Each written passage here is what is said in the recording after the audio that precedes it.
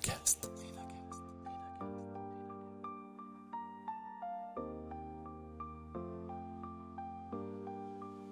Puis le déclic, c'est que, je sais pas, un jour, je m'imagine, moi, à 80 ans, assise sur une chaise, à regarder par la fenêtre et à me dire: «Et si j'avais tenté de créer mon entreprise, de créer quelque chose, qu'est-ce qui se serait passé?» Et là, je me dis: «Il faut absolument que je rencontre des gens et que je me fasse un réseau».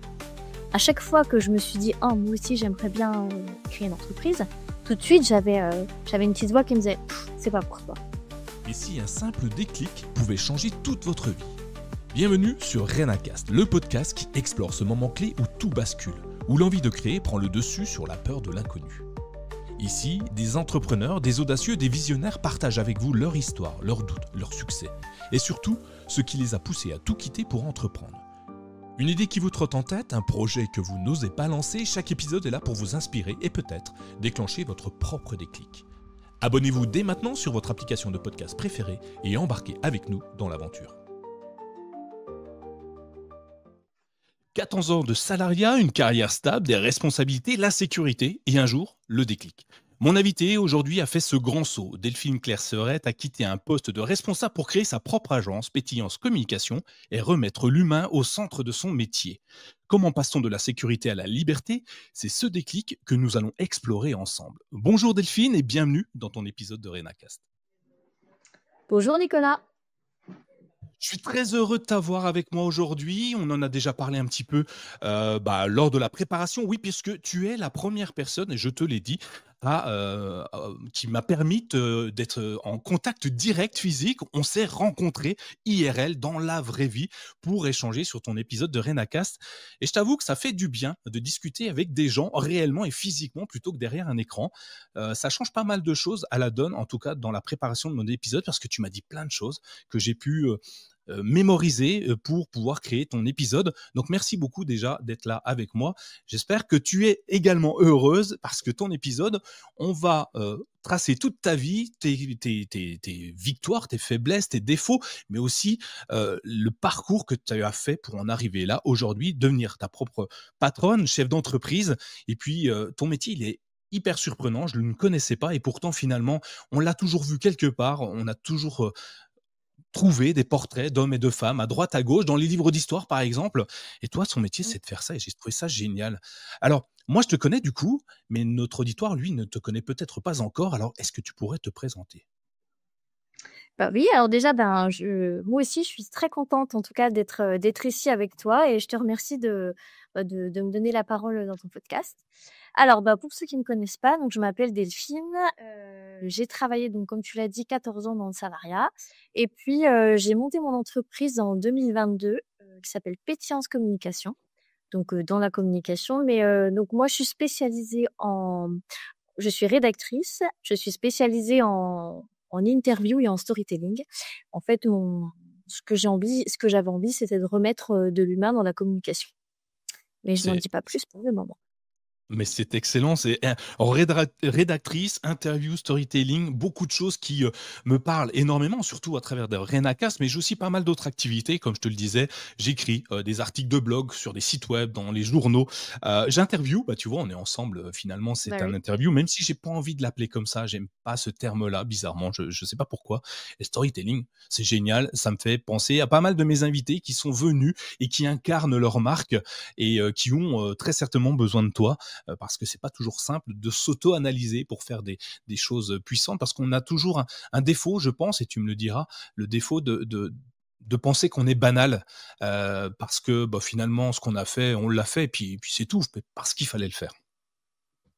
J'allais rebondir en disant exactement, c'est la phrase en fait qu'on me dit à chaque fois, c'est en effet, je suis banale, je n'ai rien à raconter, ma vie est vraiment insipide. Ouais, et franchement, on est nombreux, hein, je l'ai été, comme beaucoup de monde. Aujourd'hui, on me dit que j'ai la grosse tête, hein, du coup, parce que je me suis auto-analysé et je me dis: «Bah ouais, mais je l'ai fait, donc j'ai avancé, j'ai créé Renacast», si on parle que de ça, en me disant, en partant de rien, c'était simple, je prends un micro, je parle et puis c'est tout finalement, il y a rien de particulièrement très complexe à faire. Et puis au fur et à mesure, au fur des échanges, des discussions avec des personnes comme toi, comme d'autres intervenants, je me suis aperçu que c'était plutôt intéressant et que ça portait un message fort et que certaines personnes avaient changé leur cours de leur vie juste en écoutant un épisode de Renacast. Et d'un seul coup, je me suis dit, mais en fait, c'est pas si banal que ça, parce qu'on peut influencer les autres, on peut aider les autres à peut-être se reconnecter à eux-mêmes, peut-être aller plus loin. Donc, on va rentrer dans le vif du sujet avec toi, Delphine.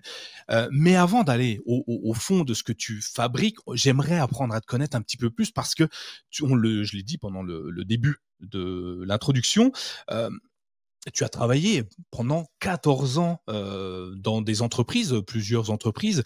Est-ce que tu peux nous raconter comment tu te sentais dans les différents rôles que tu avais à cette époque-là et quels sont les points que tu as aujourd'hui conservés qui t'ont aidé à grandir et peut-être à créer ton entreprise par la suite? Bah écoute, dans mes expériences de salariat, je me suis toujours très bien sentie, j'étais bien entourée, donc ça s'est toujours très bien passé.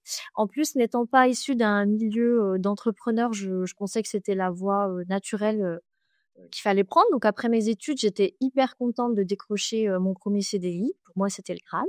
Donc voilà, donc je me sentais très bien.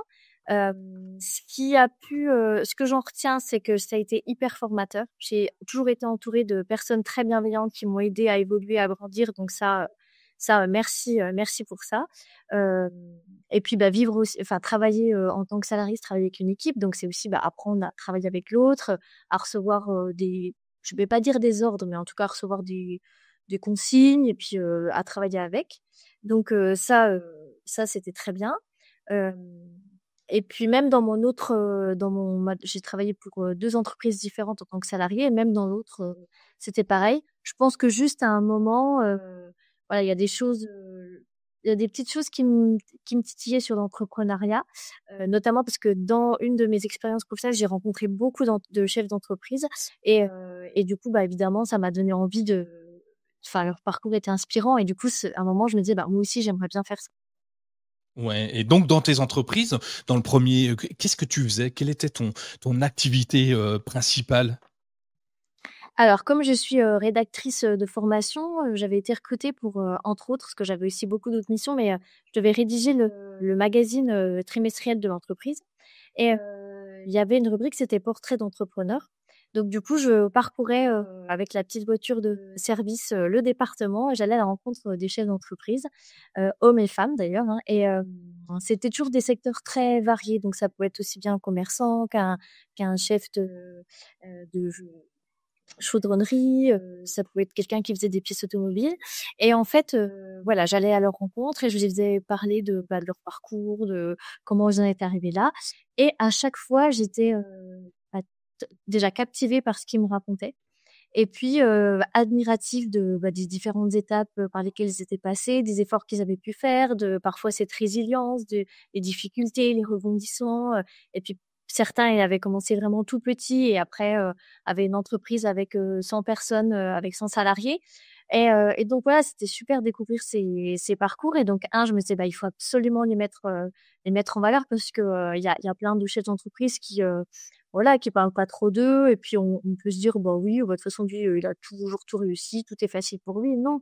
non, non, c'est pas ça, c'est même assez rare que tout soit, simple et donc j'aimais beaucoup donc mettre, par écrit tout ça pour que d'autres gens, connaissent ces histoires et puis, j'étais très admirative et je me disais: «Ben, moi aussi un jour j'aimerais faire ça». Ouais, Monter mon effectivement. entreprise, Et du coup, au fur et à mesure, plus tu avances, donc tu sors de tes études, hein, c'est ça que tu me disais que dès le départ, tu commences à écrire les histoires des autres finalement. Donc, mais ça te vient, enfin, être rédacteur déjà, c'est un métier à part entière. Hein, donc tu peux être freelance rédacteur comme je le fais sur certaines activités. Mais là, tu étais salarié, tu écrivais pour une structure avec un journal trimestriel et tu avais déjà cette appétence pour l'écriture. Elle te vient d'où cette envie d'écrire? Alors, cette envie d'écrire, elle me vient de l'école primaire, en fait. J'ai toujours adoré les rédactions. Comme j'aime beaucoup lire, enfin, j'aime beaucoup lire à la base et du coup, bah, j'aimais bien aussi écrire. J'adorais faire des rédactions. Après, faire des dissertes. Moi, j'ai fait un bac littéraire, j'ai fait une prépa littéraire. Donc voilà, je suis vraiment je suis une pure littéraire. Et donc, voilà, j'ai toujours aimé écrire, en fait.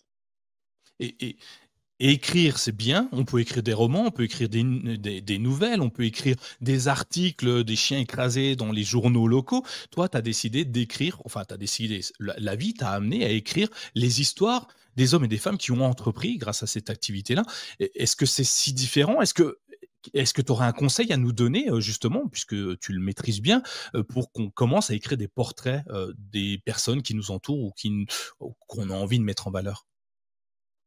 En fait, ce que je pense aussi qui est à l'origine de tout ça, c'est que moi, j'aime bien, je suis quelqu'un d'hyper sociable et j'adore être avec les gens, j'adore parler avec eux, j'adore poser des questions. Je pose toujours beaucoup de questions. En fait, quand j'étais petite, je voulais être, détective privée parce que, j'aimais bien, j'aimais bien tout ce qui était enquête policière, j'aimais bien le mystère, j'ai grandi avec, Alice détective, le Club des 5, donc voilà, j'étais à fond. Et donc je voulais être détective privée. Bon, en grandissant, je me suis rendu compte que comme j'aimais bien écrire, je suis plutôt voulu m'orienter vers le journalisme.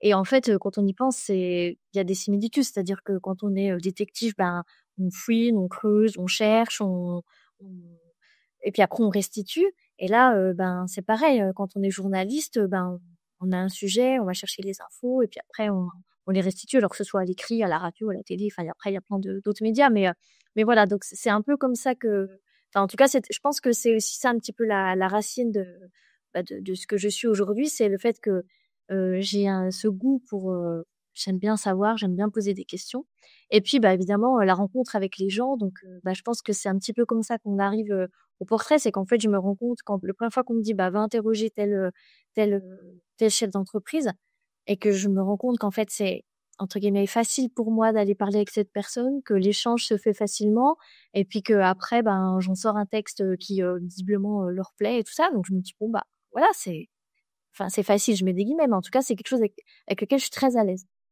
Oui et oui, bah, effectivement, si c'est ton quotidien depuis toujours, devenir détective, rédacteur, tu baignes dans la littérature en permanence, donc tu as les mots et Dieu sait que l'importance des mots aujourd'hui est encore plus fort qu'hier, même si c'était déjà très fort. Je pense particulièrement à l'intelligence artificielle où il faut savoir décrire les choses pour bien travailler.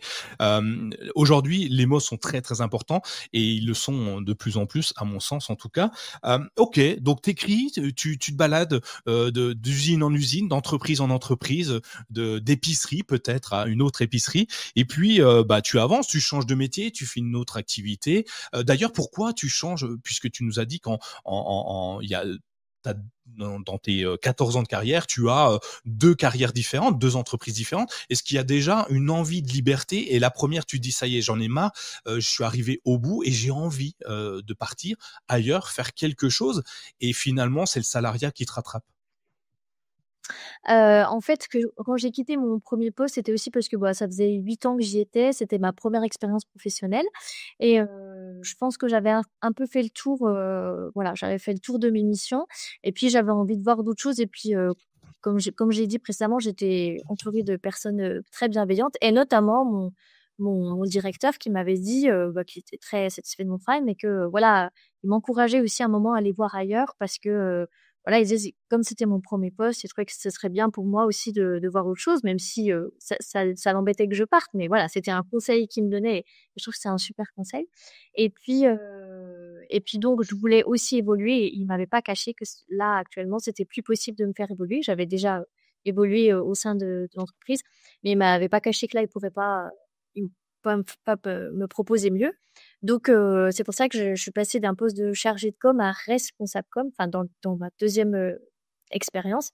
Là, j'ai eu un poste de responsable où du coup voilà, ça me permettait de monter en grade aussi et puis d'avoir d'autres missions, voilà, plus stratégiques, plus enfin diverses et puis aussi changer de domaine. La première fois, j'étais plutôt dans l'économie et là j'arrivais dans la réduction et gestion des déchets, donc c'était aussi une autre thématique qui m'intéressait énormément.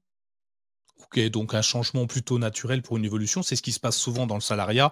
On veut progresser dans une entreprise, les portes se ferment parce que, ben, celui qui est au-dessus de nous, il est toujours là. Donc, à moins de le pousser dehors, on sort nous.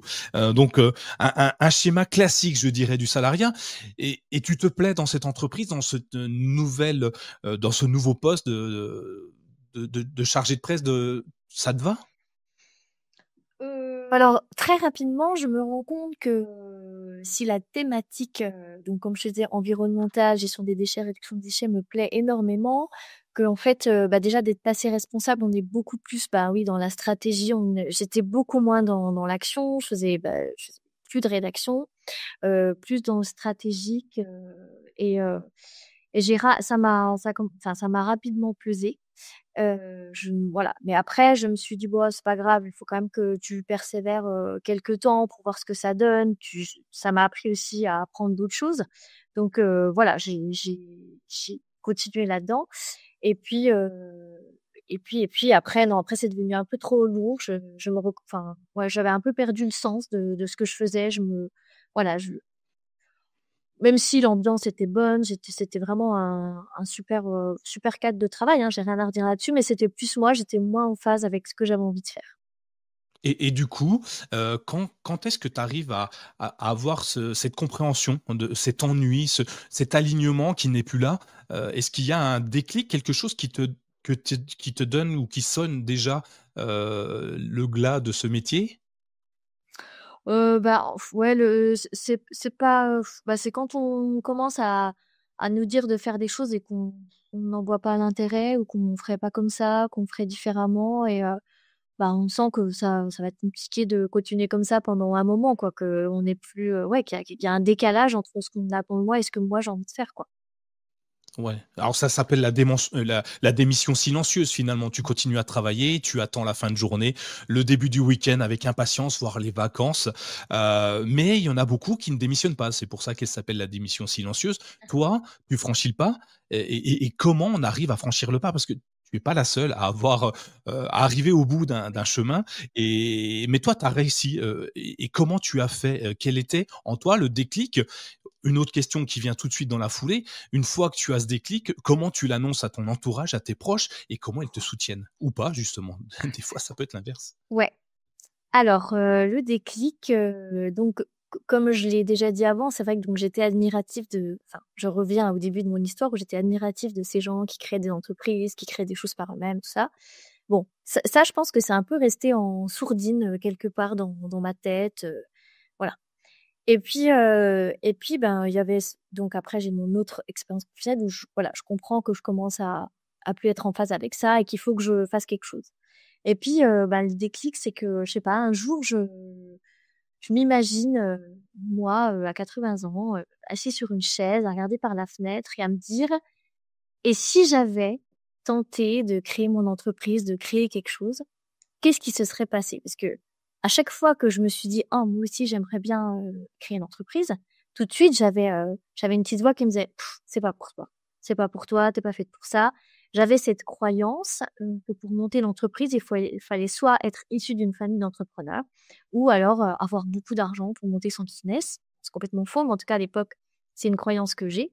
Donc voilà, j'avais donc toujours cette voix qui me disait, bah non. Et puis en fait, un jour, il y a une autre voix qui a pris le pas, celle du remords, à dire, et si je l'avais fait, qu'est-ce qui se serait passé? Et du coup, j'avais une angoisse, c'était de jamais avoir la réponse à cette question. C'est-à-dire qu'à un moment, je me suis dit, en fait, je préfère avoir la réponse à cette question, même si elle est, eh ben, c'était pas ton truc, t'as pas réussi. Après tout, on peut se lancer dans l'entrepreneuriat et ne pas réussir, et c'est pas grave. Enfin, de toute façon, on en ressortira encore plus grandi, on aura appris des choses, donc c'est pas grave. Mais en tout cas, je voulais pas rester avec cette inconnue, en tout cas. Et je C'est pense aussi que intéressant. C'est intéressant, ouais, pardon, je te coupe. Ça me fait penser tout de suite à une invitée que j'ai eue, quelque temps avant toi, c'est, Julie Lebaz, donc ce sera l'épisode 25 de Renacast, qui a écrit un livre qui s'appelle, «J'ai peur mais j'y vais» et qui, dans son livre, intègre 2 notions que tu viens d'aborder. Tu sais, le petit démon qui est sur ton épaule et puis l'autre qui essaye de te elle l'a nommé ce démon, elle l'a appelé enfin, c'est pas un démon, c'est plutôt un ange gardien, mais tu sais, le mauvais ange gardien. Celui ouais, qui veut ton bien, mais en voulant ton bien, bien, il te fait un peu de mal quand même. Il s'appelle Gérard chez lui. Elle l'a nommé dans son livre, et c'est intégré dedans. Et puis l'autre notion qu'elle aborde, c'est finalement, ici, donc à 80 ans, qu'est-ce que je voudrais, enfin, qu'est-ce que je vais me dire finalement, qu'est-ce qui s'est passé de ma vie. Tu vois, les deux notions que tu l'as, et si tu as pas lu le livre, je t'invite à te le procurer, à le trouver, ou au pire, je te le prêterai si tu veux, je te le donne même. Il y a plein de ratures partout, par contre, moi. Et je le conseille à beaucoup de monde. Mais tu vois, c'est des notions où tu n'es pas la seule à avoir ce sentiment, cette envie, et elle s'explique plutôt bien. Et comment toi, tu as réussi, à ton Gérard, celui qui te protège, qui te dit reste dans ton salariat, le salaire tous les mois qui tombe, ça protège. Non, ne prends pas la tête avec lui parce que c'est ton chef, il va dessus. Comment tu as réussi à lui dire, écoute, je vais suivre ma voie quand même? Eh ben, en fait, il y a 2 choses qui se sont passées. C'est que, bah, le covid, le confinement sont arrivés. Donc, pendant cette période, j'ai quand même, enfin, on a beaucoup bossé quand même, parce qu'on avait beaucoup de travail, là où je travaillais. Mais quand bien même, bah, comme on pouvait plus sortir et plus rien faire, bah, ça laisse quand même de grands moments, d'introspection. Enfin, on se retrouve un peu face à soi-même et justement, à ce moment-là, voilà, il y a plein de choses qui ont ressurgi et à un moment, je me suis dit: «Mais est-ce que tu as vraiment envie de continuer comme ça? Est-ce que tu as vraiment envie de continuer dans cette vie?» heu et en fait, la réponse, c'était non. Alors après, il faut encore trouver, OK, c'est non, mais du coup, on fait quoi? Et Voilà. il y a ça et puis il y avait, bah, cette envie depuis toujours de monter en boîte et je me dis: «Mais est-ce qu'à un moment, c'est pas le moment? Enfin, est-ce que là, justement, ce que je repousse depuis longtemps, est-ce que c'est pas arrivé?» Et je pense aussi, ben, il y avait la quarantaine qui arrivait, donc la quarantaine, je pense que c'est quand même un âge un peu charnière. On se dit: «Bah, voilà, il nous reste encore, pas mal d'années, à vivre et surtout il nous reste pas mal d'années à travailler» et je me suis dit: «Ben, est-ce que c'est pas, le moment de voilà, de changer et puis de faire ce que tu as quand même envie de faire, au fond de toi depuis toutes ces années, quoi?» Et tu trouves le courage de, de claquer la porte, de te lancer dans quelque chose? Est-ce que tu avais imaginé ce que tu allais faire? Ou tu dis, OK, d'abord je ferme la porte et j'en ouvre une après et je verrai bien ce qu'il y a derrière? Alors non, parce que moi je suis plutôt une grande, j'ai très peur de l'insécurité, donc je vais pas claquer la porte pour voir ce qu'il y a derrière. En fait, pendant plusieurs, enfin cette idée de monter ma boîte du coup, voilà, pendant plusieurs mois, comme je te dis, j'aime bien écrire, alors j'ai écrit un peu tout ce que j'avais envie de faire, j'ai pesé aussi les pour, les contre. Les pour le salariat, les contre le salariat. Je reste dans ce boulot ou j'en sors. Voilà, j'ai fait des listes, j'ai fait des tableaux, le plus, le moins, qu'est-ce qu'il faut faire? Et puis, bah, en fait, j'ai aussi la chance d'avoir été soutenue, autour de moi. En fait, j'ai commencé à en parler, ben, la première personne, c'est à mon mari évidemment et lui, il savait, combien de fois je lui ai dit: «Ah, j'aimerais bien monter ma boîte». Bon, puis, fin de la phrase et après je passe à autre chose et c'est pour ça, là, je commençais à le redire, de plus en plus souvent et tout ça et c'est lui, à un moment, il m'a dit: «Mais qu'est-ce que t'attends, en fait? Pourquoi tu enfin, si tu as envie de le faire, fais-le». Enfin, voilà, donc c'est quand même le premier soutien qui était quand même très important pour moi et puis quand j'ai commencé à en parler autour de moi, à des amis, à ma famille et ben là, j'étais un peu surprise, mais en fait, tout le monde me disait: «Mais oui, mais vas-y, mais ose, c'est vas-y, lance-toi, de toute façon, tu rien à perdre» et c'est vrai, en vrai, vu que je savais que je voulais me lancer dans une entreprise de service, donc j'avais pas de locaux à acheter, j'avais pas enfin, à part un ordinateur, j'avais quand même peu de frais, donc je savais que je prenais pas non plus un gros risque, donc heu, donc voilà et puis je soutiens, donc des gens autour de moi et puis j'ai je sais pas, dans mon entourage, j'ai vu aussi plein de gens justement se lancer. Enfin, tu vois, c'est comme s'il se passait plein de choses qui me disaient: «Bah ouais, vas-y quoi, si les autres le font», et puis en plus et d'un côté, tu as des gens qui le font et puis de l'autre côté, tu as les gens qui t'encouragent à le faire donc vas-y et il y a même des gens qui m'ont dit: «Si j'avais des couilles, je me lancerais aussi». Alors bon, petit aparté, visiblement le courage est une histoire de masculine. Masculine? Voilà, voilà, donc non, mais en tout cas, c'est pour l'anecdote, mais en tout cas, voilà, il y a d'autres gens qui m'ont dit: «Ah oui, mais moi j'aimerais faire aussi ça, mais j'ose pas» et je me suis dit: «Bah, moi ça fait, 20 enfin ça fait 15 ans que je me dis que j'ose pas, maintenant j'y vais, quoi». Ouais. Plein de choses intéressantes. Tu as fait une introspection de toi-même, donc tu as eu le temps, pendant le covid de prendre le temps de réfléchir à toi. Alors ce que beaucoup de gens ont fait, hein, également pendant cette période-là. Et ce qui m'amuse, ça ressemble à un épisode, à Anissa Maklouf qui m'avait dit, «Bah, moi je pèse le pour, le contre. Je fais un tableau à droite, à gauche, c'est bien, c'est pas bien». Ce que tu as fait finalement, ça marche toujours. C'est une astuce qu'on peut tous faire, mais pour à peu près tout dans la vie, hein, les pour, les contre. Ça n'empêche pas que potentiellement rien ne se fera, mais en tout cas, tu sauras, que des choses, sont bonnes ou pas bonnes en fonction du poids de chaque, ligne que tu vas rédiger. Et puis, il y a un truc que je trouve hyper intéressant dans ce que tu dis, c'est en parler autour de moi. Tu vois, je crois que je te l'ai dit, mais par exemple Renacast, j'aurais pu ne jamais le sortir. Mais j'avais envie de le sortir quand même. Mais tu sais, tu as toujours un peu peur, le regard des autres. Qu'est-ce qu'ils vont penser? Est-ce que je suis légitime? Est-ce que, je suis pas journaliste moi? Et puis je me suis dit: «Allez, peu importe, on verra bien». Donc le truc pour me motiver, pour éviter que mon petit démon me dise: «Oh vas-y, le fais pas», j'ai fait comme toi, j'ai commencé à en parler autour de moi. Et bah, du coup, tu te sens presque obligé d'y aller finalement une fois que tu as commencé, à le dire à tout le monde parce qu'à un moment, ils vont bien te croiser dans la rue en te disant et encore une fois, c'est la peur des autres, du regard des autres. Ils vont dire: «Bah, alors tu l'as lancé ton truc?» Ouais, parce qu'ils savent pas ce Oui, que c'est, parce que voilà. «Mais tu l'as lancé? oui, Bah, alors, tu avais l'air motivé pourtant» et c'est ce que tu as oui. fait et en plus que tu trouves le soutien de tes proches et évidemment la personne la plus proche de toi, de ton mari et ça peut être les enfants, mais ça peut peu importe, ça peut être la personne qui te guide. Il avait pas peur, il t'a juste poussé là où tu avais pas envie d'aller, quoi. Finalement, tu étais au bord du précipice avec le saut à l'élastique, tu vois, tu as l'élastique dans le dos, tu il a juste: «Bon allez, je te pousse».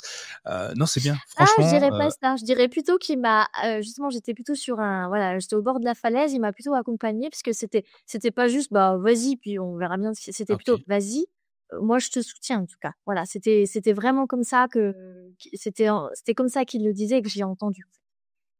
Et ce qui est peut-être mieux que mon image à moi, effectivement. Ça Ouais, fait moins voilà. brutal en tout cas. On Oui. est d'accord. OK, tu sautes le pas, tu te lances dans le service, tu sais à peu près ce que tu veux faire. Mais comment on fait? Alors OK, j'ai quitté tout. Est-ce que, tu as besoin d'un petit peu d'argent ou tu en as pas besoin? Comme tu disais, un simple ordinateur me suffit, mais est-ce qu'il faut quand même un peu de fonds pour commencer? Comment tu récupères ces fonds?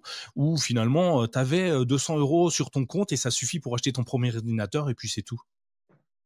Oui, alors j'avais un peu d'argent de côté. Après, bon, j'ai acheté un ordinateur à un peu plus de 200 € quand même, mais non, mais en J'imagine. tout cas, j'ai pas investi grand-chose. Hem, donc non, pour le coup, voilà, ce que ma croyance de: «Il faut de l'argent pour, créer son entreprise», ben, non, en fait. Donc en effet, en fait, j'ai arrêté, mon travail, fin un peu avant Noël, quelques jours avant Noël. Après j'avais des vacances et puis donc voilà, au 1er janvier, c'était fini et donc un peu quelques jours avant Noël, donc j'arrête mon travail, je suis en vacances et je me dis: «Bah, là, il y a les vacances» et puis hop, 1er janvier, je vais mettre sur mon projet, ce que j'avais déjà en tête, là, je vais vraiment le formaliser, et puis, je m'étais laissé un trimestre, enfin le 1er trimestre, donc 2022 pour, bah, finaliser ça puis lancer, mon entreprise officiellement en avril. Je m'étais dit: «Entre temps, je ferai un site web», tout ça. Bon, il se trouve que je commence mes vacances, comme je te dis et je commence à me sentir pas bien et là, j'ai le covid, en fait. Donc j'ai Ah le mince. covid, et en fait, toute ma famille a le covid. Nous, voilà, à l'époque, c'était aussi, il y avait des cas contacts, donc on était, coincés bref, on est restés coincés 3 semaines chez nous, tous ensemble. Donc mon projet de me dire: «Le 1er janvier, hop, je commence ma nouvelle vie en montant mon entreprise», bon, bah, c'était plutôt, allongée sur le canapé, à me moucher et à tousser, avec, la famille aussi autour de moi qui était dans le même état. Mais bon, ceci dit, ça ne m'a pas arrêtée, et donc voilà, 1er trimestre 2022, voilà, j'ai concrétisé tout ce que j'avais, dans la tête. J'ai cherché, ben, voilà, des réseaux, des contacts, j'ai acheté un ordinateur, j'ai loué un bureau et puis voilà, après oui, avril 2022, je lançais officiellement, mon entreprise. D'accord et quand tu te lances, tu décides de te lancer en micro-entreprise ou il y a un statut particulier pour, ton activité? Non, alors je me suis lancée en micro-entreprise. En fait, je me suis fait, accompagner par, la BGE, la boutique de gestion d'entreprise et bon voilà, j'avais demandé, enfin, moi, avec ce que je savais de l'entrepreneuriat, et puis les recherches que j'avais fait, je m'étais dit que le statut de micro-entreprise, c'est celui qui me correspondait le mieux et oui, c'est ce qu'ils m'ont conseillé de faire. Donc c'est vrai que c'est un statut qui est plutôt confortable quand on entreprend seul, et qu'on démarre. Après, en effet, on peut changer de statut, mais en tout cas pour démarrer, c'est vraiment très bien. Alors, un conseil que tu donnes comme ça en passant sans l'air de rien, se faire accompagner par une structure, la BGE en l'occurrence, elle a déjà été citée plusieurs fois sur Renacast, mais ça reste un conseil hyper intéressant, se faire accompagner, c'est toujours intéressant. Tu m'as dit, que tu t'es, trouvé des locaux. Ça m'intéresse beaucoup parce que comme tu le vois non, tu le vois pas, mais mon bureau, c'est mon bureau, vraiment, à la maison, chez moi. Comment je fais pour trouver un local? Est-ce que, tu me dis que tu as pas besoin d'argent, mais un local, ça coûte beaucoup, beaucoup, beaucoup d'argent. C'est des charges fixes qu'on va avoir, régulièrement et pour avoir des charges, il faut pouvoir, les payer et pour les payer, il Mmh. faut des clients. Mais si j'ai pas de local, j'ai pas de clients. Bref, comment je fais? Alors, bah, en fait, dès que j'ai eu l'idée de monter mon entreprise, je me suis tout de suite dit qu'il fallait pas que je reste justement chez moi tout le temps, toute seule parce que ça allait être, compliqué.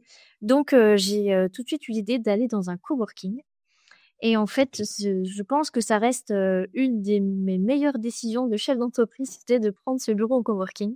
Parce qu'en fait, bah, déjà ça m'oblige donc à sortir de chez moi. J'ai un vrai bureau, j'ai une vraie ambiance de travail, et surtout ce qui m'intéressait aussi dans cette démarche, c'était, de pas être toute seule. Donc en fait, je suis dans un coworking où il y a d'autres entrepreneurs qui ont pour certains, 18 ans d'entrepreneuriat, pour d'autres, 5 ans, d'autres, moins, enfin voilà et dans plein de secteurs différents et j'avais besoin déjà de cette, comment on dit? De cette effervescence. En fait, j'avais besoin aussi d'être auprès de gens qui sont aussi entrepreneurs, qui ont les mêmes problématiques qui ont ou qui ont eu les mêmes problématiques que moi, qui me comprennent et qui peuvent éventuellement me donner des conseils, avec qui je peux échanger, voilà. Donc ça, pour moi, c'était hyper important. Donc il y avait cet aspect-là, être entouré de pairs, si je peux dire, en tout cas d'entrepreneurs. Et deuxièmement, je me dis, ben, faut aussi que je me fasse un réseau, même si de par mon expérience précédente, j'avais un peu un réseau. Mais là, je me dis, il faut absolument que je, je rencontre des gens et que je me fasse un réseau. Et vraiment, ça a été une super idée parce que du coup, je suis entrée dans ce coworking en mars 2022, donc un mois avant de, on va dire, créer officiellement ma structure. Et en fait, 15 jours après être rentrée dans les locaux, un matin en buvant, le café justement avec une autre coworkeuse, je lui parle de ce que je fais parce on n'avait encore pas eu l'occasion de se rencontrer et c'est là qu'elle me dit: «Ah mais tu fais ça? Ah mais écoute, moi j'aurais besoin justement, je cherche quelqu'un pour faire ça, est-ce que tu veux travailler pour moi?» Oui, sauf que je lui dis: «Mais j'ai pas encore pas créé ma structure». Enfin voilà, là pour moi c'était de la science-fiction parce que je m'étais toujours imaginé décrocher, difficilement mon premier client et là, autour d'un café, comme ça, autour d'une discussion à bâton rompu, on me propose du boulot. C'est génial. C'est alors, encore une fois, plein d'enseignements, donc prendre un coworking quand tu es seul, c'est une super bonne idée.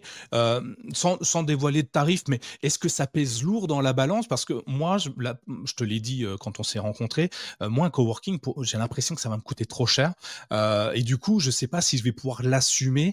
Donc est-ce que, c'est une dépense que tu l'as un peu dit, mais qu'il faut faire absolument pour, quand tu es, solopreneur?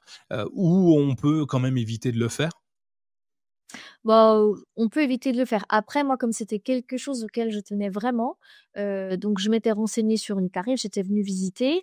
Hem, En plus, bah, là, du coup, c'est la personne, qui m'a fait visiter quand je lui ai expliqué ma situation, m'a dit: «Bah, écoute, pour commencer, tu peux venir à mi-temps si tu veux». Donc ça, c'était super pour moi aussi. Je trouvais que, du coup, il y a cette souplesse en me disant: «Bah, OK, je suis pas obligée de prendre, tout de suite le tarif, fort».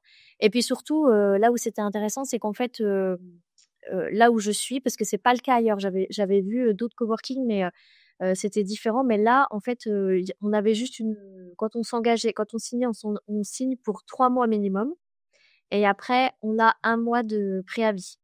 Donc je savais que j'avais les 3 mois, minimum requis, sur mon compte. Donc je savais que je tiendrais ces 3 mois. Ça, c'était sûr, je pouvais même tenir plus d'ailleurs et après je me dis: «Au pire, si ça va pas, j'ai un mois de préavis, donc je veux dire, je tiendrai un mois de plus». C'était pas un souci. Alors qu'il y a d'autres coworking où, par exemple, on s'engageait forcément pour, tout de suite une année, pour 12 mois, avec, peut-être 6 mois de préavis et ça pour moi, par exemple, c'était quand j'avais vu déjà ces conditions, pour moi, c'était pas concevable. OK, donc bien se renseigner sur les conditions du coworking, Ouais. une bonne idée également. Le coworking, c'est un excellent endroit pour avoir des collègues, même quand on est solopreneur finalement, puisque les galères des autres, ça peut être tes galères. Tu peux trouver un soutien, un appui, de personnes qui ont, déjà, affronté les mêmes problématiques, ce qui est et j'ai eu le cas dans Renacas où on me dit: «Mais moi, j'en parle pas à mon mari», donc c'était Magali qui me disait ça: «On parle pas à son mari parce qu'il est gentil, il est plein de bonne volonté, mais il est pas entrepreneur, il est salarié et les réponses qu'il a ne lui conviennent pas. Enfin, elle les entend, mais c'est pas forcément ce qu'elle voudrait ou ce qu'elle a besoin. Et là, l'avantage, c'est que tu te trouves des collègues indirectement, tu te recrées un environnement de travail. Moi, j'adore, je trouve ça génial. Et en plus, tu provoques la chance. Alors, j'aime pas dire qu'on a de la chance. Pour moi, la chance n'existe pas, mais tu provoques la chance. Tu te retrouves face à face avec un café et puis une personne qui est là, qui traîne avec toi, qui discute. Et cette discussion, tu l'aurais jamais eue si tu n'étais pas allé dans ce coworking. Et ton Ah premier ouais. client, du coup, tu l'aurais peut-être jamais eu et on serait peut-être pas en train d'en discuter. Donc, je trouve ça génial. Qui est toujours mon Euh, client 3 ans plus tard. donc comme quoi tu bosses bien, tu vois, hein. Bah ouais, en plus, tu vois. C'est génial. Et qui est toujours dans le coworking d'ailleurs, la personne? Non, qui n'est plus dans ce coworking du coup, mais Ah, avec c'est qui j'ai encore génial. contact. Mmh. Ah, c'est top, c'est génial. Donc du coup, tu trouves ton premier client, ta première cliente comme ça. Après, moi, je sais que pour gagner de l'argent, il m'en faut pas qu'un client ou alors un très, très, très, très gros client, mais c'est même risqué d'en avoir qu'un seul parce que même s'il est énorme, le jour où il te quitte, ben, ton entreprise ferme, tu vas en chercher d'autres. Et comment on fait? Est-ce que tu as des conseils à nous donner pour qu'on aille chercher des clients quand on est dans la rédaction? Alors, tu as plein de rédactions, tu vas peut-être me les expliquer au fur et à mesure, mais quand on est dans le même cas que toi, où est-ce que je trouve mes clients? Est-ce que je tape à la porte de toutes les maisons dans le centre-ville? Est-ce que je vais voir les chefs d'entreprise? Est-ce que je passe plein d'appels? J'envoie des milliards de mails? Comment je fais? Ah bah, en fait, il y a plein de techniques et justement, il faut pas, bah, comme tu dis, il faut pas se limiter à un client, mais il faut aussi pas se limiter à une seule technique.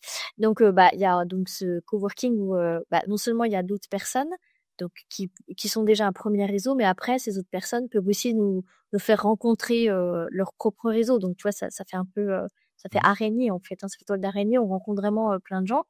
Après, bah, il y a aussi des associations. Je peux citer des associations? Bien sûr, Oui. évidemment, oui.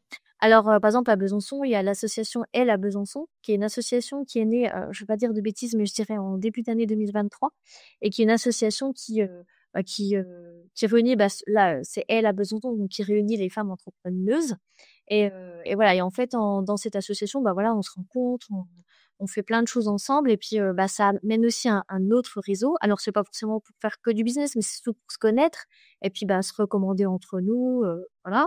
Hem, il y a aussi, je suis membre, de l'association Le Cercle Com, qui est une association de communicants qui est sur Dijon et Besançon.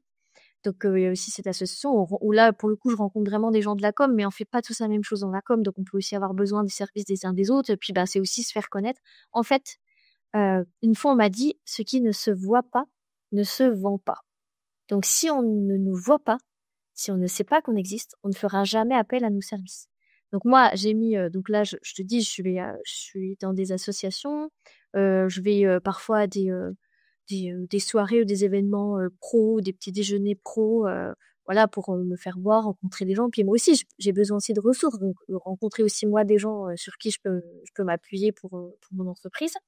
Hem, j'ai aussi donc participé, j'ai fait un stand sur un salon, donc sur le salon Doux Service qui a lieu à Besançon, depuis plusieurs années, au mois de mars à Micropolis et aussi, j'ai, avec d'autres communicants mais dont on n'a pas les mêmes, compétences, on a créé un collectif qui s'appelle le collectif Domino et en fait dans ce collectif donc il y a, ben, Adeline Coim que tu as reçue aussi dans ton podcast qui, donc est chargée des relations presse donc qui fait partie de ce collectif et qui, c'est elle aussi qui m'avait, parlé de ce stand, dans ce salon à Micropolis.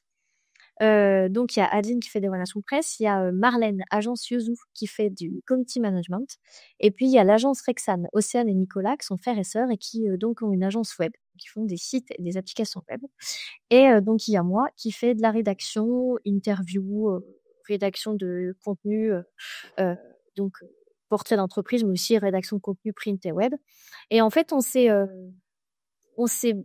a formé ce collectif, alors on reste chacun indépendant. On a gardé nos entreprises, hein, je te les ai nommées, toutes et juste en fait on quand, on a un client et ben, en fait, on peut répondre à sa demande. Moi, je peux répondre à sa demande, par exemple, au niveau de ses besoins en rédaction. Mais imagine, je travaille pour un client qui a des besoins en rédaction de site web, donc je rédige ses contenus. Après, il me dit: «Ah, bah, maintenant que tu as revu tous mes contenus, je pense que ce serait bien que je revoie carrément mon site, qu'on le refasse. Est-ce que tu peux me le faire, techniquement?» Bon, bah, non, moi, en fait, je sais pas faire ça. Mais par contre, plutôt que de laisser mon client sans réponse, eh ben, je lui dis: «Bah, écoute, tu peux aller voir de ma part l'agence Rexane. Je fais partie d'un collectif. Agence Rexane est aussi dans ce collectif. Ils font des sites web. Tu peux aller les voir. On se connaît. Le temps qu'on a passé à se briefer, moi, je te connais. Si tu travailles avec eux, tu vas pas le reperdre une deuxième fois et on va pas te le facturer une deuxième fois. C'est moi qui vais le faire directement avec eux. Je sais qui tu es, je sais comment tu veux travailler. Donc, je vais déjà faire cet intermédiaire pour toi. Bon, après, pour le reste, ils vont travailler ensemble. Et donc, du coup, il y a des passerelles qui font et gagner du temps et de l'argent aux clients. Et voilà, donc ça, cette idée de collectif, c'est vraiment pour pouvoir proposer un service plus complet que nos propres compétences. Et surtout du coup, on est chacun expert dans notre domaine. On fait pas un petit peu de rédaction, un petit peu de site web et un petit peu de community management, tu vois. Il y a une personne qui est spécialisée en relations presse, une personne qui est spécialisée dans les sites web, une personne qui est spécialisée dans la stratégie digitale et les réseaux sociaux. Donc voilà, on est vraiment experts dans nos domaines et on propose du coup un package de l'entreprise. Cependant, si elle ne veut travailler qu'avec une seule personne ou avec deux, elle est complètement libre. Et même si moi je lui dis, écoute, j'ai tel prestataire que je peux te conseiller et que tu me dis, non, j'ai pas envie de travailler avec cette personne, je veux aller ailleurs, il n'y a aucun souci. Ouais, c'est génial. C'est une très très bonne idée. Enfin, c'est de travailler en collectif avec ben, des métiers support, des métiers que tu ne maîtrises pas. Je trouve ça génial, l'idée de vous rassembler. Finalement, vous avez tous des métiers très très proches parce qu'en fait, aujourd'hui, tout s'entremêle et c'est hyper intéressant. Et pour ceux qui n'ont pas écouté l'épisode d'Adeline, allez l'écouter, Allez l'épisode l'écouter. 16 de RenaCast. Ouais, Mm. Adeline est exceptionnelle, une personne impressionnante qui m'a mis en relation avec des personnes aussi exceptionnelles qu'elle. Donc, allez l'écouter, donnez-lui de la force à son épisode, vous allez voir, elle est intéressante. Donc, créer un collectif, ça c'est un bon conseil. Je vais chercher ceux qui me complètent pour proposer un panel d'outils, une boîte à outils à mes nouveaux clients en leur disant, moi je sais faire ça, je ne sais pas faire, mais je te conseille lui parce que je travaille avec lui en temps normal, j'ai confiance en son travail puisque tu as aussi sélectionné les personnes, Ouais. j'imagine. Ah oui, oui, Tu oui. travailles pas avec le premier venu, enfin, j'imagine. Non. Donc ça, ta confiance, tu l'as, la confiance que le client a en toi, tu peux lui ramener en lui disant, bah, lui, j'ai confiance. Donc, si tu as confiance en moi et confiance en lui, et à vous quatre, cinq, vous 4 entreprises, mais 5 quatre, personnes, mais puisque cinq dans une personnes. entreprise, ils sont 2. Voilà, à vous 5, vous avez créé quelque chose d'hyper intéressant. On pourrait presque croire que c'est une entreprise hein, finalement de com, Mm. mais vous avez segmenté chaque bureau finalement. Chaque entreprise Ouais, est un c'est bureau ça. différent. Et je trouve ça génial. On mettra les liens dans les notes de l'émission pour ceux qui veulent aller échanger Ouais. avec toi, mais avec tout le monde à la rigueur. Hein, c'est Oui, parfait. oui, bien sûr. Euh, Si on revient sur ton cœur d'activité à toi, parce que moi, ça m'intéresse beaucoup, j'aime beaucoup les histoires. Tu vois, je t'expliquais, dans ma tête, c'est un peu bizarre, ça se bouscule, je vois plein d'images. Là où les gens voient des mots, moi, je vois tout de suite une image. Là où je vois les autres voient une difficulté, je vois un nouveau défi avec quelque chose à surmonter et à le faire différemment des autres. Oui, je suis bizarre, ok, mais ça m'apporte pas mal de choses. J'ai toujours été bizarre, vous inquiétez pas, tout va bien, je suis à l'aise avec ça. Pour moi, c'est presque un compliment. Euh, mais toi, il y a un truc qui m'intéresse énormément, c'est le storytelling que tu fais.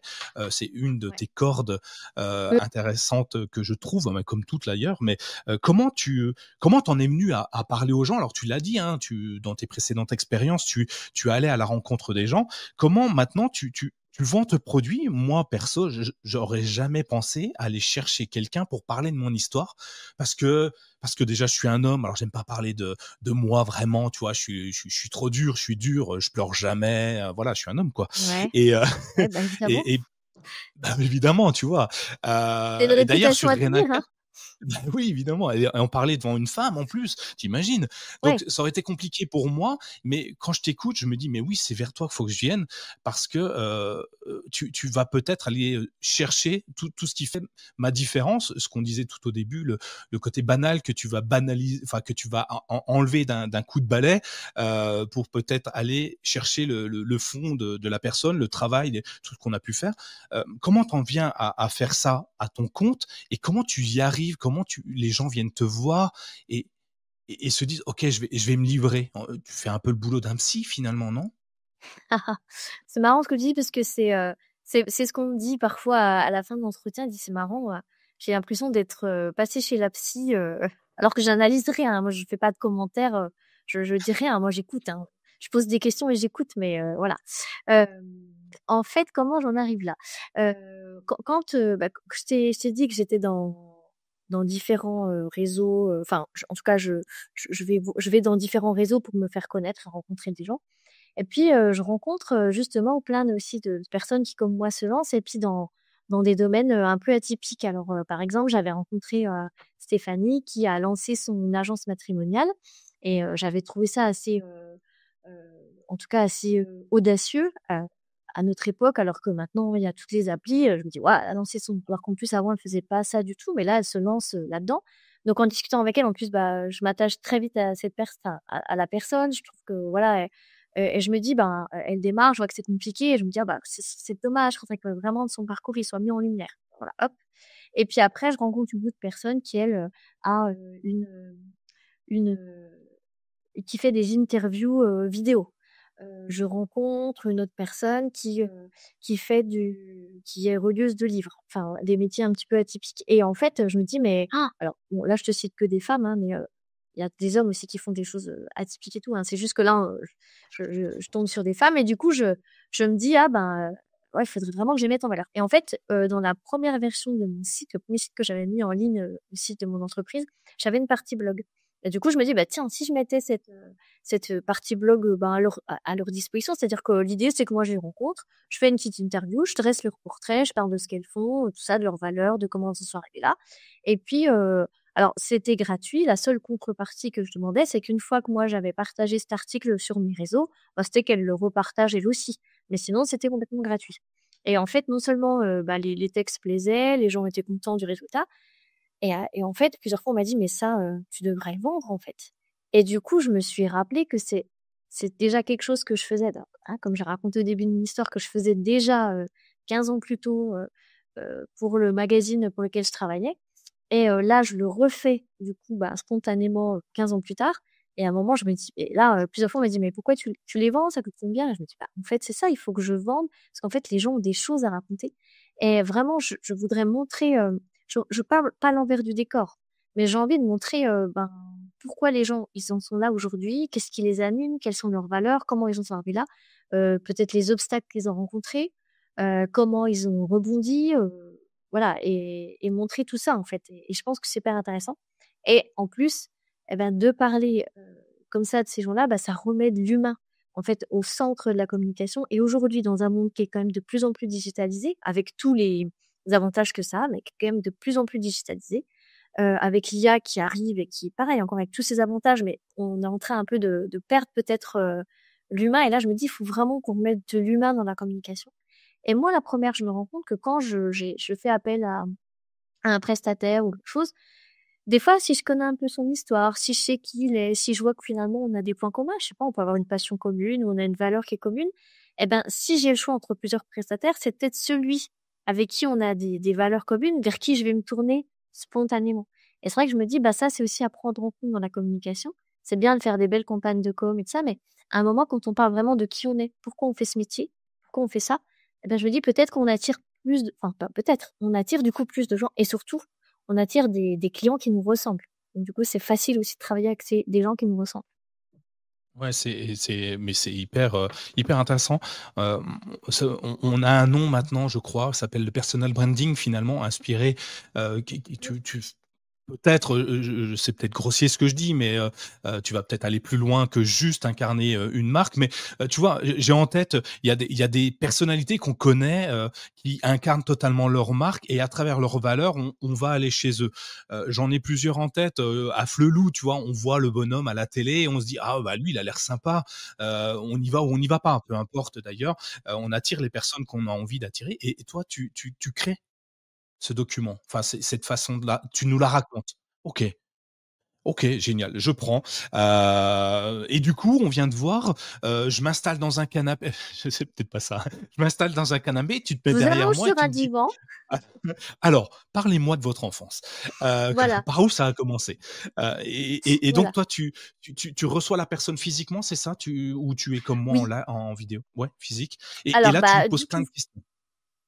Ouais, bah, du coup, je vais rebondir sur quelque chose que tu as dit, en tout début enfin, en tout début du podcast, où tu dis, ben, pour la première fois, j'ai rencontré, un invité en vrai. Bah, maintenant, Mmh. tu comprends pourquoi. C'est-à-dire que moi, c'est vrai que, alors je fais beaucoup de visio, mais quand je fais mes portraits d'entrepreneurs, c'est vrai que j'aime bien rencontrer les gens. Souvent, en fait, ce que je fais, c'est qu'en fait, je les reçois moi dans un lieu spécifique parce que l'idée aussi, c'est de les sortir de leur entreprise. Ouais. Pour deux raisons. La première, c'est pour qu'il soit pas dérangé toutes les 30 secondes. Parce que même s'il ferme sa porte, toujours il y a quelqu'un qui va toquer. Ah, chef, vous pouvez signer ça, pour regarder ça. Donc déjà, pour qu'il soit pas dérangé toutes les 2 secondes. Et puis aussi, même si les gens ne confient pas des secrets, mais peut-être qu'il y a des choses qu'il a jamais racontées à ses collègues et qu'il a peut-être pas envie que ça sache, ou du moins qu'il n'y ait pas d'oreilles qui traînent, qui puissent un peu le contraindre dans le récit de son histoire. Donc en fait, ce que je fais, c'est que je fais un entretien de 3 heures. Alors, souvent les gens me disent: «Ouh là là, mais 3 heures? Mais c'est beaucoup trop 3 long, heures. au bout d'une demi-heure, ce sera fini». Mmh. Souvent on déborde plutôt sur, 3 heures et demie, 4 heures, en fait. Parce que les gens, en fait, une fois qu'on a parce qu'ils disent: «Ouais, j'ai rien à dire, moi j'ai une vie très classique». «Ah bon? Alors, on pose 2-3 questions». En fait, j'ai les moyens de me faire parler. Arrêtez de me dire que vous n'avez rien à dire. Moi, je vais vous faire parler. Et souvent, en fait, l'idée, c'est plutôt de réactiver un peu des mémoires, des choses qui sont enfin des mémoires. La mémoire, heu, dire: «Mais ça, du coup, pourquoi vous avez fait ça? Ah oui, ah oui», et là, ça va donner lieu à des petites anecdotes, et du coup, quand on va se rappeler des anecdotes, ça met en chose, soit une qualité, une valeur, un état d'esprit, et du coup, c'est tout ça après qui va m'aider, parce que je raconte l'histoire, mais après, je vais évidemment, y faire ressortir, les valeurs, la façon de travailler, ce qui fait que cette personne se lève tous les matins pour, faire ce qu'elle fait, et hem et donc voilà, il y a cet entretien qui dure donc 3 heures, voire 3 heures et demie, voire 4 heures, et en fait, à partir de cet entretien, moi, je vais rédiger, plusieurs textes, un, de 2 pages, un d'une page et un d'une demi-page, donc qui sont en fait les portraits de l'entrepreneur. Alors évidemment, avant, je discute avec lui, je demande, quel est plutôt l'angle, on se met d'accord, hein, aussi sur ce qu'il a plus envie de voir sortir, et puis des fois, il me raconte des choses, encore une fois, on n'est pas dans le secret, mais il y a des choses, il me dit: «Bah, ça, par exemple, je veux pas que ça apparaisse. Certes, ça a existé, mais je j'ai pas envie d'en parler». OK, on n'en parle pas. Donc je rédige 3 textes différents, puisque l'idée, c'est aussi qu'après ces textes, il peut les exploiter sur différents supports de communication.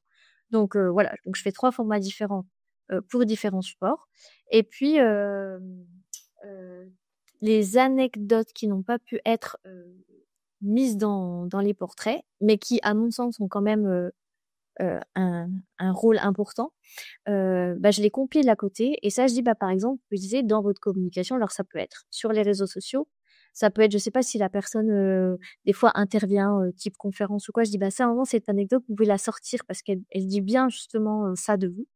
Hem, donc voilà, et puis, je te fournis à la fin aussi une stratégie d'utilisation de tous les supports que je remets, pour que justement tout ce que je produis, la personne, se retrouve pas avec, en disant: super, maintenant j'en fais quoi?»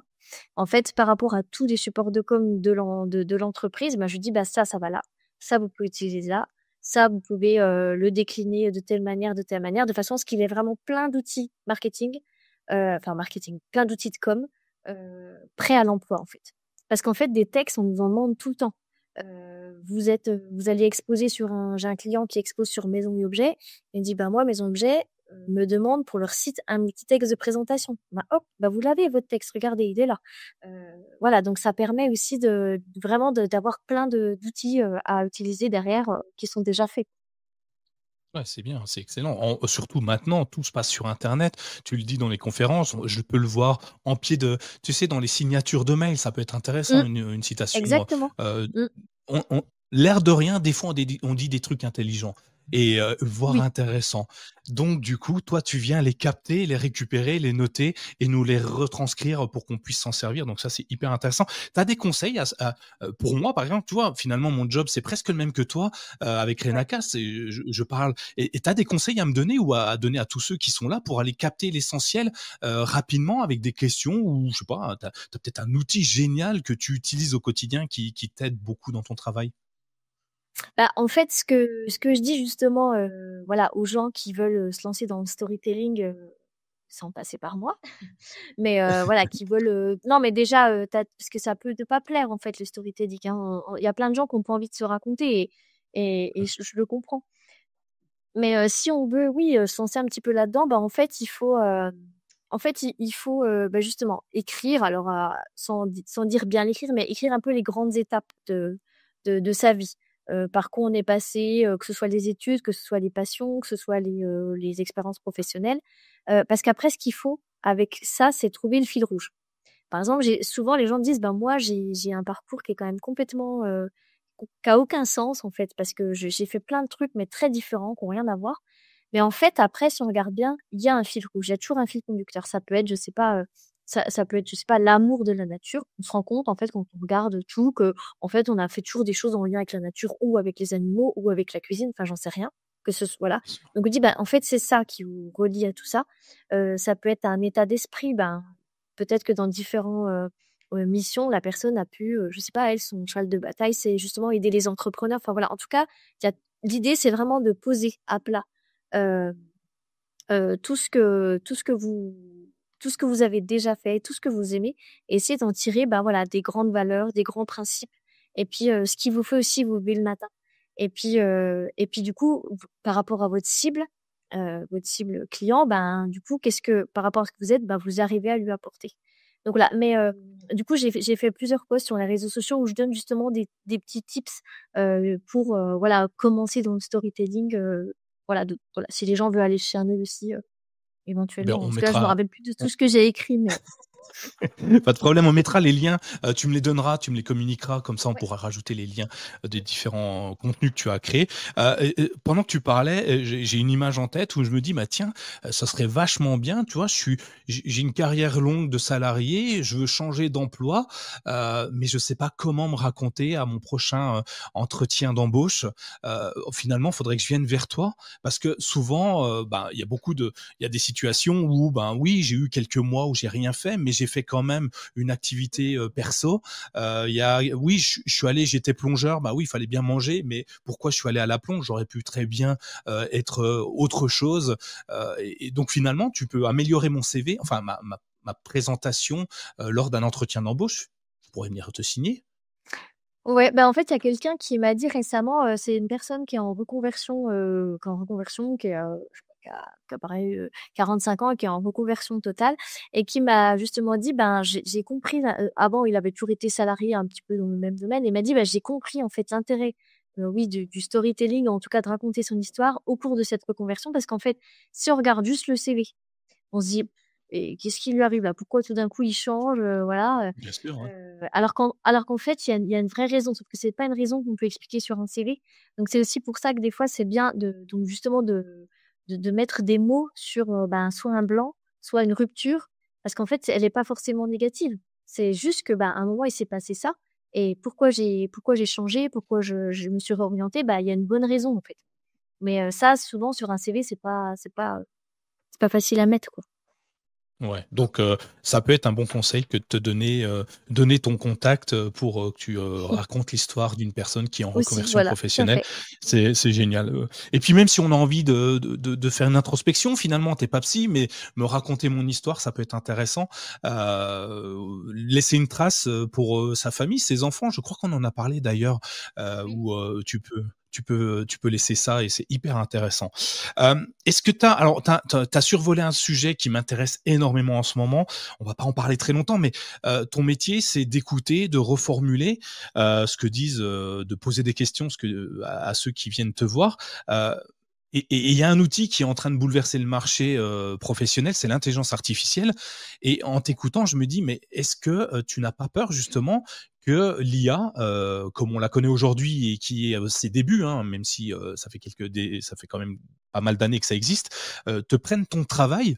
Est-ce que tu commences déjà à t'emparer de ce nouvel outil pour devenir une version 2 de toi-même? Comment tu appréhendes l'arrivée de ce produit-là? Et ben, en fait, alors, je le vois plus comme une aide. Alors, il y a des gens, en effet, qui m'ont dit: «Mais ton métier, c'est mort». Déjà, moi, maintenant, j'ai besoin de rédiger un Si. truc, je le mets dans l'IA, je le fais et moi, mon portrait, tu sais quoi? Je vais raconter toute ma vie à Chat et puis il va m'en faire un portrait, donc j'ai pas besoin de toi. Bah, OK, il y a aucun souci, fais. Après, non, en fait, je pense que avec toute voilà, alors moi, je l'utilise l'IA. J'aurais tort de pas le faire d'ailleurs. En fait, l'IA est un très bon assistant, une très bonne aide. Moi, quand je vois que je bute sur une formule ou que je commence à me rendre compte que je mets les mêmes mots dans le même texte et que du coup c'est imbuvable, je lui demande de l'aide. Par rapport justement à mes portraits, là où l'IA ne me remplacera pas, enfin, je dis ça, je dis pas dans le futur, donc non, où je pense que l'IA ne va pas me remplacer, en tout cas dans l'immédiat, c'est justement ces fameux entretiens que je mène de 3 heures. Parce qu'en fait, être aussi dans la même pièce que la personne, et être dans l'échange direct, c'est ben tu vois comment elle réagit, tu vois comment elle se comporte, tu vois bah, comment elle est. Et en fait, enfin, l'attitude dit aussi beaucoup de choses de cette personne. Ça, ChatGPT, il est pas là quand je le fais. Et ça, il peut pas le voir, il peut pas le percevoir. Encore une fois, peut-être que l'avenir me contredira et dans ce cas-là, en fait, je m'adapterai. Parce que ça, c'est aussi autre chose. Quand on est chef d'entreprise, mais je pense que je t'apprends rien, c'est qu'en fait, il faut s'adapter. Donc, quand l'IA est arrivée on va dire, il y a 3 ans, enfin, je vais arrondir à 3 ans, enfin, l'IA, à dire sur le marché, hein, grand Mmh. public, ouais, ça m'a fait flipper. Je me suis dit, ouh là là, mais en fait, c'est fini. Bon, et puis après, je me suis vite aussi dit, et je me dis, non, en fait, connais ton ennemi. Et en fait, eh ben, je bosse plus avec lui que contre lui. De toute façon, contre lui, je suis pas sûre de gagner, mais en tout cas, je bosse avec cet outil.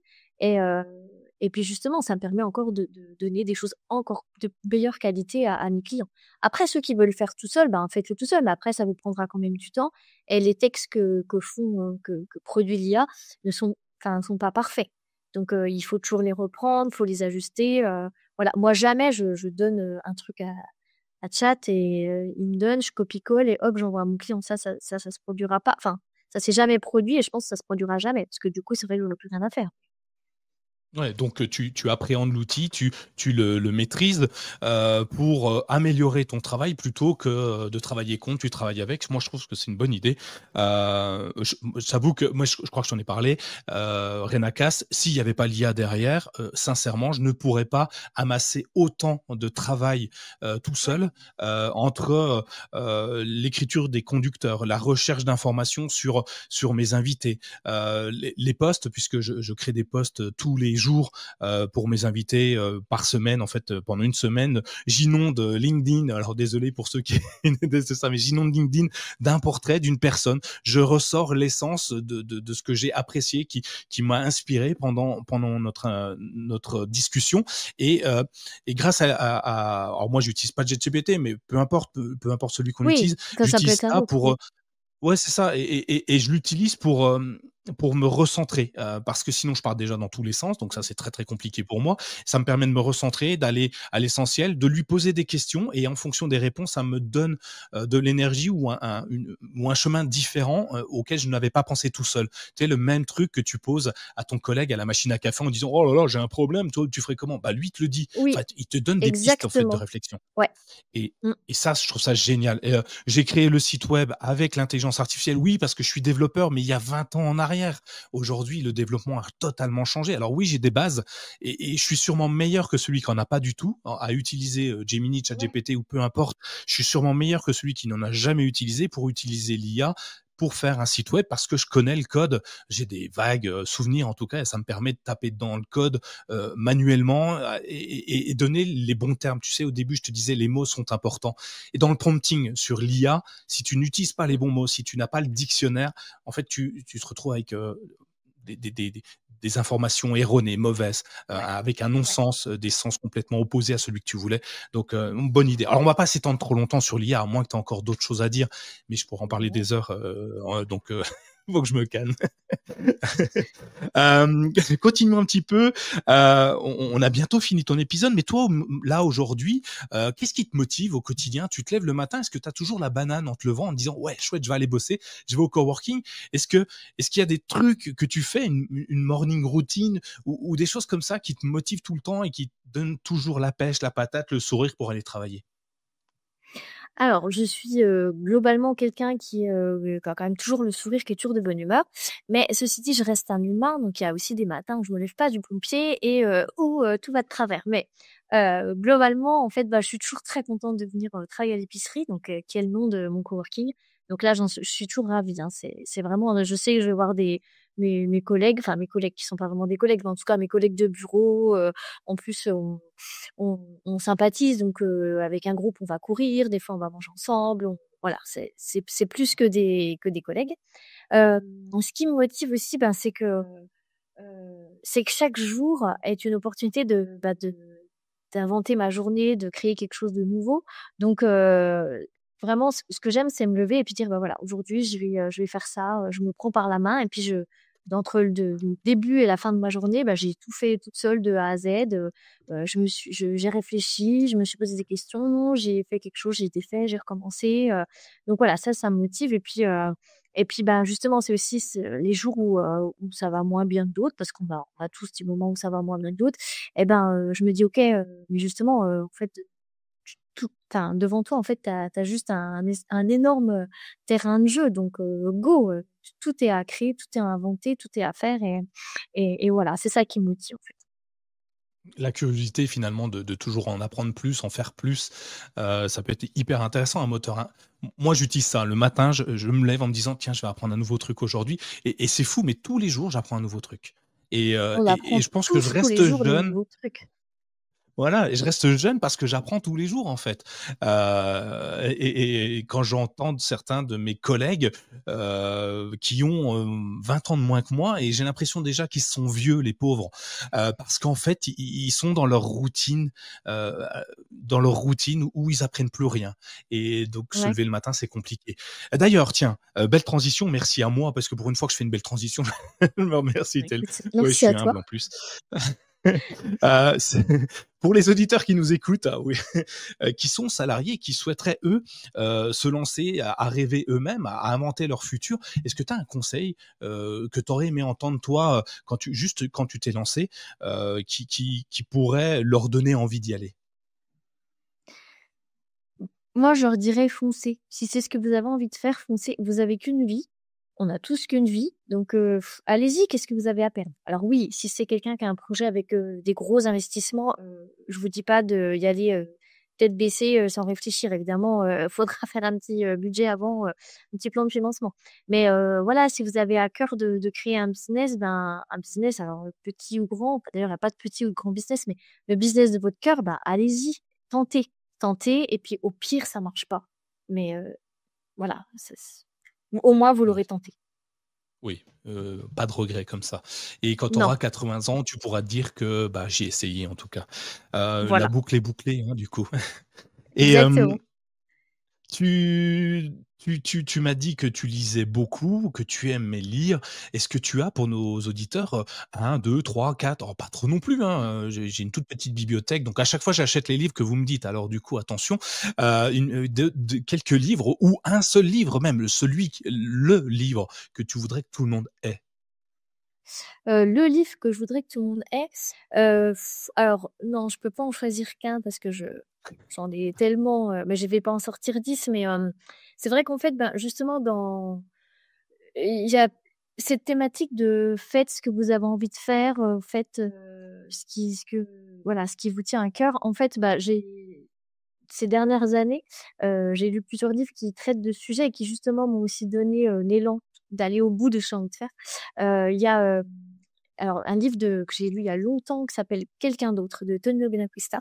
En fait, bah, c'est marrant, c'est c'est 2 hommes qui se rencontrent et qui, en ont marre de leur vie et qui se disent qu'ils ont 3 ans pour changer complètement de vie.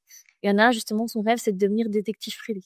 Voilà, donc je spoile pas, mais en tout cas, voilà, il y a ces 2 hommes qui vont, changer de vie parce ils arrivent à un moment où ils ont marre de leur vie et ils changent. Et donc voilà, du coup, ils répondent à cette envie qu'ils avaient. Et plus récemment, j'ai lu, Clara dit Proust de Stéphane, Carlier, qui est, pareil, qui est l'histoire d'une coiffeuse qui s'ennuie un petit peu dans son salon de coiffure. Et qui en fait, bah, un jour va rencontrer, Proust, enfin l'auteur en lisant, un de ses livres. Et qui, ben, voilà, va complètement, changer de vie et se lancer dans un projet, auquel, elle-même n'y avait jamais pensé, et en fait qui va devenir un beau projet. Voilà, donc c'est 2 exemples de livres, heu, qui expliquent en fait à quel point il faut en effet, parfois s'écouter et puis, se lancer dans ce qu'on a envie de faire. Et un autre encore que j'ai envie de citer, c'est, Trouver son pourquoi, beaucoup plus classique, de Simon Sinek. Parce qu'en effet, une fois qu'on a trouvé son pourquoi, on, on avance plus facilement, en fait. Ouais, effectivement. Son why, c'est Exactement. Visuda qui nous l'avait dit dans son épisode, un premier épisode, dans les premiers épisodes de la saison 1 de Renacast, où elle nous explique qu'elle a trouvé son quoi elle utilise aussi l'ikigai pour se Oui, recentrer et oui, tout puis à fait. connaître. Exactement. Donc, qui est plutôt intéressant. Donc, je vous invite à lire effectivement ces livres. Je vais les mettre dans ma enfin Ok. dans ma playlist. Et puis, je vais les écouter parce que j'écoute les livres parce que j'ai pas le temps de les lire. Ouais. J'écoute quand Mais je c'est suis en bien aussi. voiture ou Ouais. ouais, Je fais c'est ça plus aussi, simple, hein. ça va plus vite. Ouais, c'est pratique. Je lis Des beaucoup, podcasts mais et des j'écoute livres. aussi. Ouais, ouais, c'est Ouais. ça. J'ai bien, ouais, effectivement, j'aime bien. C'est un conseil que je donne, hein. C'est d'ailleurs David Mescolini qui m'avait dit que lui, il écoutait énormément de livres. Donc du podcast le matin quand c'est trop cérébral et le soir en rentrant, un livre ou de la musique dans ses différents trajets où ses trajets étaient très très longs en voiture. Donc du Ouais. coup, ça Bah, lui permet de toujours apprendre. Tout en conduisant, en faisant autre chose. Tu fais ton ménage, ouais. tu conduis, tu vas faire de la course à pied ou des choses comme ça. Et je crois que tu me disais que tu écoutais Ouais. Renacast dans Oui, tes exactement. oreillettes quand tu cours. Donc, il te faut qu'un épisode d'une heure, c'est ça, pour te motiver. C'est ça. C'est ça. Ok, c'est cool. Deux dernières questions. Où est-ce qu'on peut te retrouver si on veut échanger avec toi, si on a besoin de toi, ou si on a juste kiffé t'entendre et qu'on aimerait continuer à t'entendre? M'entendre, pas trop parce que je n'ai pas encore mon propre podcast. Mais par contre, vous pouvez alors j'ai un site internet, pétiancecommunication.fr et sinon, je publie aussi, des posts 2 fois par semaine sur, LinkedIn et Instagram. Donc voilà, où je raconte un petit peu, ma vie à moi, ma vie d'entrepreneuse, je donne des conseils justement sur le storytelling et puis j'explique aussi à quoi ça sert, comment s'en servir. Donc voilà et puis aussi tout à l'heure j'ai parlé du collectif, donc on a aussi un site web qui s'appelle, Collectif de Mots. Donc n'hésitez pas aussi à aller voir, sur le site pour, faire plus ample connaissance avec le groupe. Eh ben, écoute, on mettra encore une fois tous les liens dans les notes de l'émission. N'hésite pas à me les renvoyer par mail, comme Ouais, tu veux. pas de souci. Et la dernière question, et je te remercie donc déjà d'avoir pris tout ce temps pour échanger avec moi. J'ai une dernière question, celle que je pose à tous mes intervenants, tous mes interviews. Si tu avais la capacité de revenir dans le temps, avoir une DeLorean, oui, j'aime beaucoup Retour vers le futur, et que tu J'adore tombais nez aussi. à nez, c'est culte, et que tu tombais nez à nez avec la petite Delphine il y a, allez, 20 ans en arrière, 25 ans en arrière, qu'est-ce que tu lui dirais? Alors à cette petite Delphine, je dirais, aie confiance, crois en toi et puis, vas-y, fais ce que tu as envie de faire. Arrête de te mettre des barrières, heu, fonce. Fonce. Eh ben écoute, on va foncer. Je te souhaite de continuer à foncer, à t'épanouir, à créer de nouveaux storytelling de fou. Merci pour le temps que tu m'as accordé. Je te souhaite une bonne continuation et puis on va se recroiser, c'est sûr. Ouais. Et en attendant, merci, bonne journée et puis à bientôt pour tous les auditeurs sur le prochain épisode de Renacast. Merci beaucoup. Ciao, bye bye. Merci beaucoup, Nicolas. Au revoir. Si cet épisode vous a inspiré, ne le gardez pas pour vous. Partagez-le avec vos amis, votre famille, vos collègues, qui sait. Cela pourrait bien être le déclic dont ils ont besoin pour se lancer. Abonnez-vous dès maintenant sur votre application de podcast préférée et laissez-nous une note 5 étoiles ainsi qu'un commentaire. Votre soutien est essentiel pour faire grandir Renacast et continuer à donner la parole à celles et ceux qui ont osé. À très vite pour un nouvel épisode et surtout, osez passer à l'action.